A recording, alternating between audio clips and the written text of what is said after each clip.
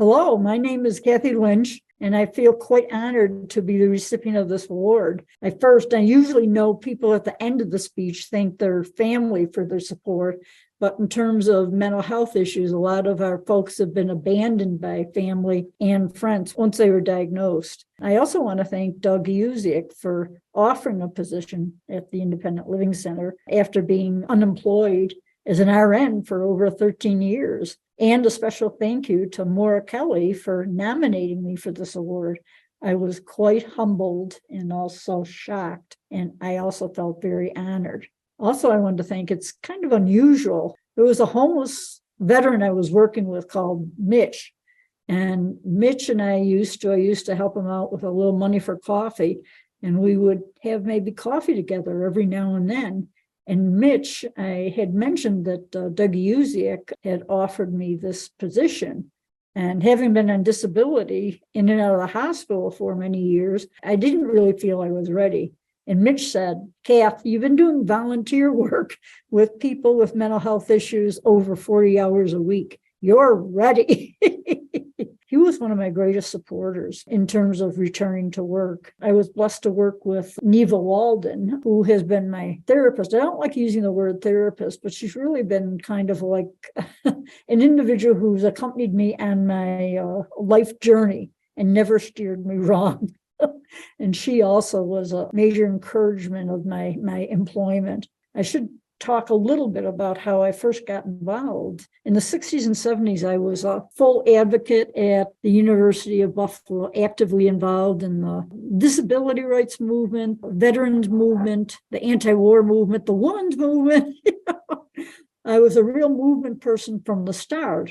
However, with my tendency towards bipolar disorder, all that activism put me over the edge because I was working at Roswell Park, midnights. I was going to school during the daytime and then participating in all these rallies in between.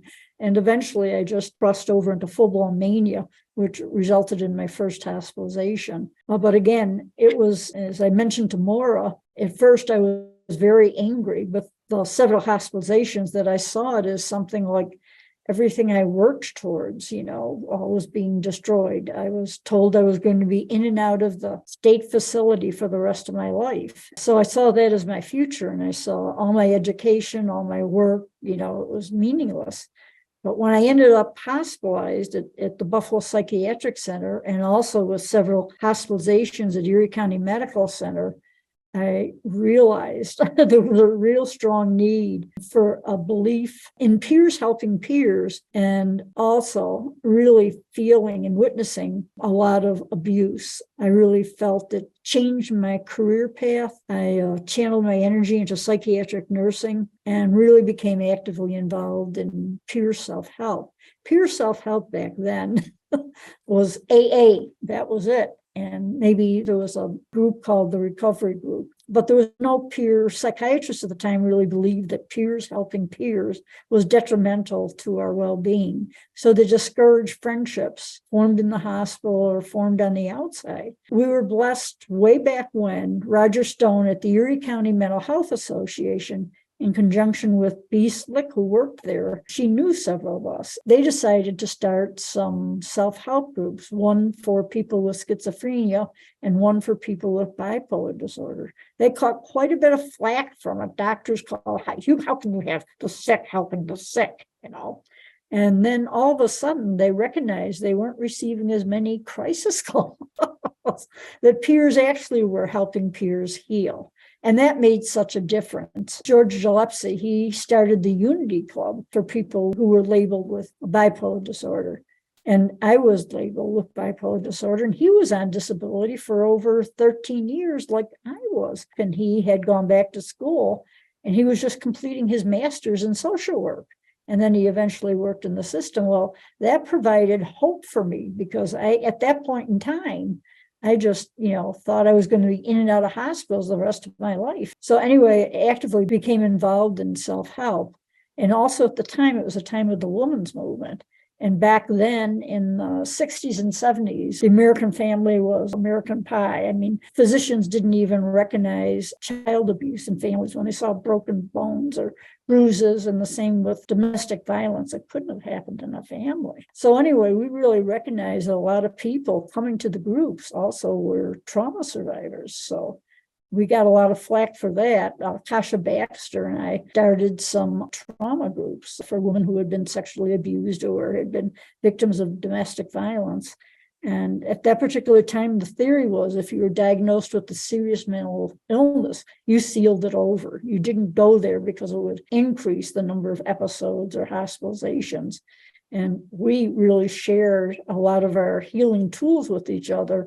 And we began to recover, and providers began to take notice, and Albany began to take notice, and a trauma task force was formed, and a lot of funding started to flow regarding trauma. We were the first agency when I worked at the ILC to have a peer hired as a trauma specialist to start self-help groups. That was really critical. That was important. And a lot of the research I've read now has really validated that there was a lot of trauma in many of the people who had received mental health services and weren't receiving appropriate trauma care for that piece of their disorder. So I feel very proud of that component because it helped me heal a lot of my peers, especially, like I said, Neva Walden, who accompanied me on my journey of healing, that she recognized that mind and body and spirit could not be separated. So she worked with mind, body, and spirit and encouraged me to seek out massage and a lot of to help heal my body. And that was something that really wasn't really addressed back then. When I worked with Doug, when I accepted the position, he enticed me. He said, you can write whatever you want in your job description as systems advocate in terms of mental health, So that was a major enticement. And he aided me certainly in learning how to write grants. Thanks to Doug for teaching me that, because it's really assisted me in my journey. When he first introduced me to the staff, they knew they were getting someone who worked in mental health as an employee. Doug knew about my work with some of the puppets, and I would occasionally break into a puppet voice. And Doug never knew when I was going to break into a puppet voice. But anyway, he introduced me to the staff. He very seriously, and he said, well, we now have a mental health systems advocate, and she's been diagnosed with a very serious and very rare disorder. And everybody was just sitting there with their mouths open. Rare disorder, what is it? And he said, Kathy suffers from multiple puppet disorder. It's something that there's no cure for. The puppets will be with me till the day I die. We used a lot of humor sometimes at the ILC when the serious issues came up, and I would use the puppets sometimes in my supervisory sessions with Doug. The puppets also were really important in my own healing, especially during COVID. When we were so isolated, my creativity, I created a lot of stories. In fact, we'll be having a storybook coming out prior to Thanksgiving about Hippo and his ventures. Been working with Margaret Umford as illustrator on that. My imaginary whatever, little playmates, in the morning kept me going. In the afternoon, I made a lot of phone calls to fellow peers during COVID. It was a very isolating time. And a lot of folks, unfortunately, turned to or were tempted to turn to substance abuse and alcohol because they were so isolated, and it was a prior coping mechanism. So I felt a lot of those phone calls provided a lot of support during that particular time when folks were so isolated. I worked at the ILC for close to 3 years, and during that time, really wrote several grants to provide services by peers to fellow peers, and also a grant with For Nails, the Native American Living Center. But after 3 years, my work was kind of being acknowledged. Doug taught me about county resources and state resources, and so I became more active on the county and state level. And with our Western New York field office, Darby Penny, the state created this new position in Albany, the Bureau of Recipient Affairs.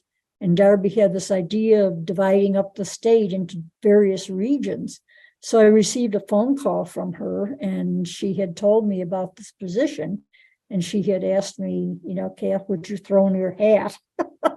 for this position. And I thought about it. I thought, well, gee, Darby, I don't have too many good tech skills. And also a major impediment covering 19 counties was I didn't drive. I've got a neurological problem where I can't gauge distance. They put extra money in my budget so I could travel. So I did accept the position and thanked Doug and the ILC for all the skills they gave me. And from there, I ended up working for the OMH Western Field Office. Dick Orndorff really believed, under Commissioner Searles at that time, he believed in the involvement of peers in the development of services. Richard Orndorff in Western New York believed the peers should have been involved in the county planning process, and he fought for that. But I worked with some wonderful people, Robin Myers, Dick Shirelli, down the road also, fellow peers, Lorraine Washington, and someone who replaced me, Randy Hill, a Native American, who had one time also worked at the Independent Living Center.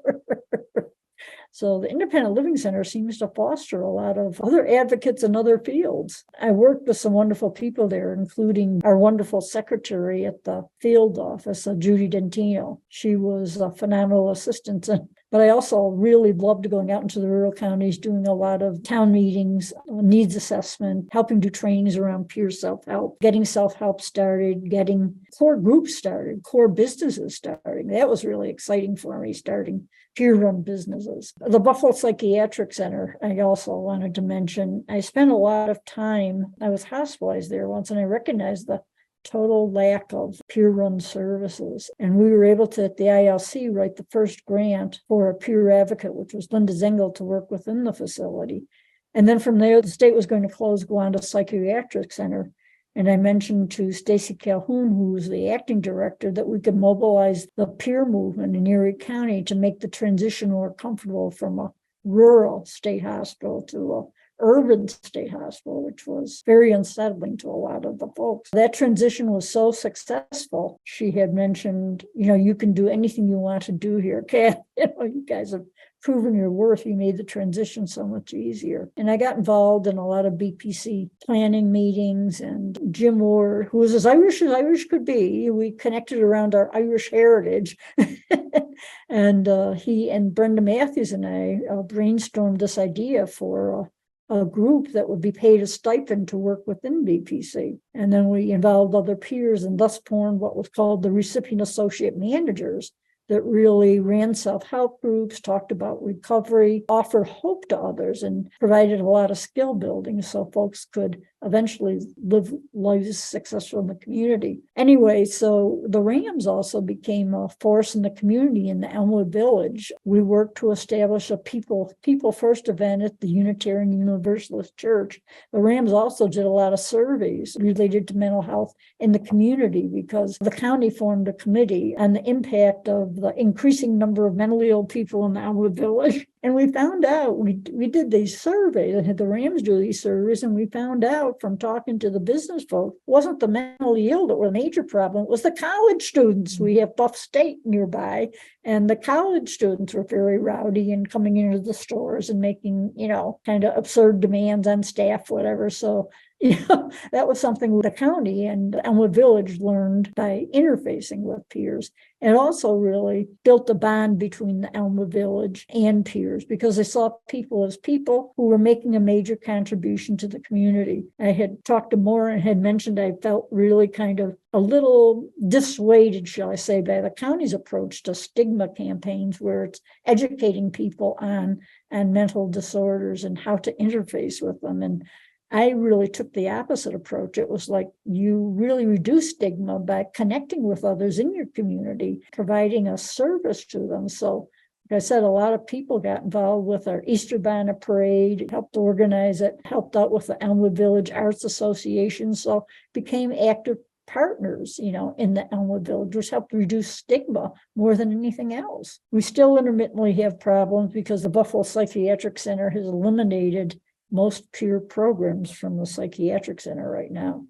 So we went from being considered the second top state facility in terms of peer-run services to almost having nothing other than just maybe a couple of peers working within the facility. The Center for Self-Discovery was something that Tom Dodson, after I retired from the field office, I was still volunteering at the psych center, and he came storming in at one time and said, Kath, I need to talk to you.